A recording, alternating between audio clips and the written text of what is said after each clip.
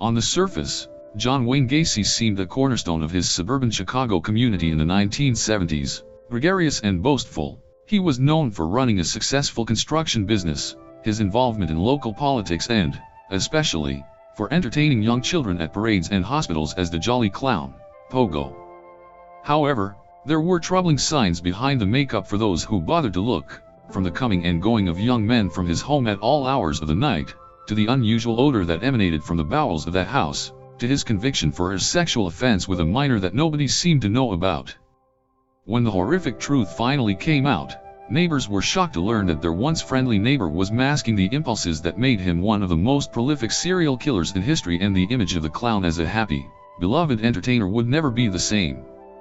1967 to 68, Gacy is accused of sexual assault. Gacy, a restaurant manager and a father of two in Waterloo, Iowa, sees his family man image shattered when two high school boys describe to authorities how he served them alcohol, forced them to watch pornographic films, and initiated sexual contact. One also claims that Gacy attempted to strangle him. Gacy subsequently hires the high school senior to intimidate one of the boys into remaining silent, a move that backfires. December 3, 1968, Gacy is sentenced to 10 years behind bars. 1 month after pleading guilty to sodomy, Gacy earns a 10-year prison sentence, the strict punishment meant to serve as a further deterrent to his preying on teenage boys. June 18, 1970, Gacy is granted parole. Reportedly a well-behaved prisoner, Gacy is allowed to leave the Iowa State Reformatory for Men at Anamosa after just 18 months. Divorced from his wife, and his abusive father now deceased, he moves to his hometown of Chicago to live with his mother. February 12, 1971, Gacy again draws the attention of authorities. A teenage boy tells Chicago police that Gacy picked him up from a bus station and tried to force him into having sex. The charges are dropped when the boy fails to show up to testify in court, and the incident seemingly escapes notice from the Iowa Parole Board. August 1971, the businessman settles in a new home. Needing a larger space to operate his new construction business, PDM Contractors, Gacy and his mother moved into a house at 8213 West Summerdale Avenue in Norwood Park Township. January 3, 1972, Gacy kills his first victim.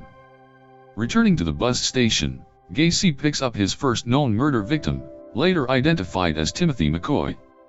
After bringing the teenager home, where they drink and engage in sexual acts, Gacy stabs him to death and buries him in a crawl space. July 1, 1972, Gacy gets hitched again. Gacy marries Carol Hoff, a childhood friend. She notices a strange smell coming from the crawl space, but her husband blames it on the runoff from a sewer pipe, and attempts to stifle the smell by spreading concrete and lime in the area. July 31, 1975, a young associate of Gacy's goes missing. John Butkovish, one of the many young men and teenagers hired for PDM Contractors, disappears after a heated confrontation with Gacy over unpaid wages. His car is found near his parents' home the following day with a key in the ignition. Butkovish is later identified as Gacy's third murder victim. January 1976, police stake out Gacy's home. The complaints beginning to pile up, police camp out at 8213 West Summerdale Avenue after a 9-year-old boy prostitute is reported missing. Attempts to question the young men coming and going from the house fail to uncover any relevant evidence. March 2, 1976, Gacy divorces his second wife. Already living alone, Gacy has his separation from Carol formalized with her divorce. During this time he begins appearing more frequently around town as his alter ego, Pogo the Clown. He also picks up the pace on his murderous spree, claiming another 24 victims from April 1976 through the end of 1977. March 21, 1978, Gacy attacks a man in his car. After luring Jeff Rignall into his car with an offer to smoke marijuana, Gacy subdues the 26-year-old with a chloroform-soaked rag, tortures and rapes him at his home, and then dumps him out in a park. Rignall, who accepts $3,000 to settle the legal charges, goes on to recount the experience in his book 29 Below. December 11, 1978, Gacy's final murder victim puts police on his trail. When 15-year-old Robert Piest goes missing after telling his mom he intends to see someone about a high-paying job, police follow the trail of witnesses to Gacy's home. Unlike many of the other runaways and dropouts who wound up in Gacy's clutches in the middle of the night, Piest is a popular high school student with strong ties in the community. Gacy's lawyer later theorizes that his client began getting more careless about his killings with the hope of getting caught. December 13, 1978, Gacy's home is searched. After initially stalling, Gacy submits to questioning at the Des Plaines police station and hands over the keys to his home. When investigators find a receipt linked to Piest, Gacy is put on around-the-clock surveillance. December 20, 1978, Gacy reveals his crimes to his lawyer. After a week of being followed, an inebriated Gacy admits to his new lawyer, Sammy Miranti, that he had tortured, raped and killed at least 30 young men. An investigating officer later recalled the horrified lawyer's instructions to him: "Don't let Gacy leave." December 21 to 22, 1978, Gacy is arrested, leading to his confession. Gacy is apprehended when seen handing a bag of marijuana to a gas station clerk, prompting another home search that reveals the first discovery of human remains.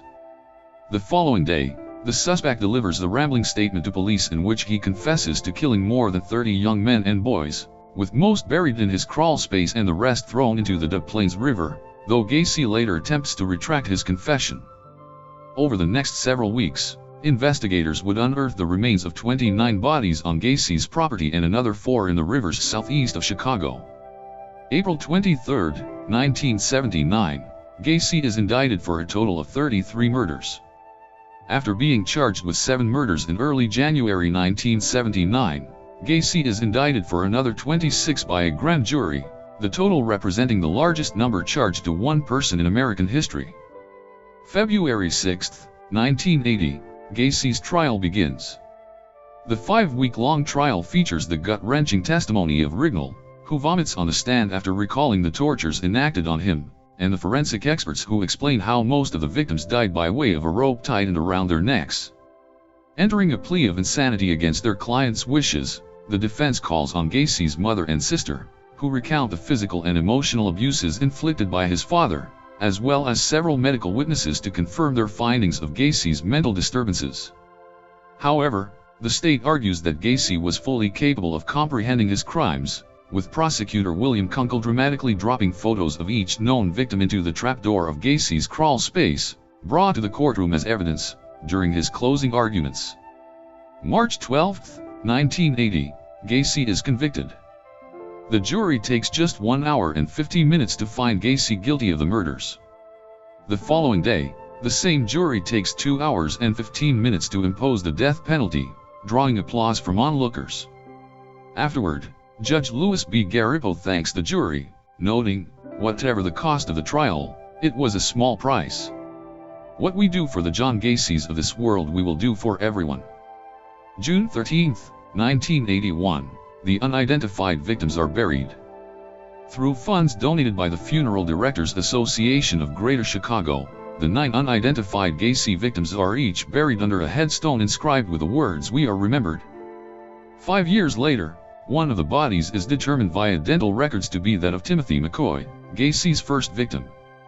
May 10, 1994, Gacy is executed.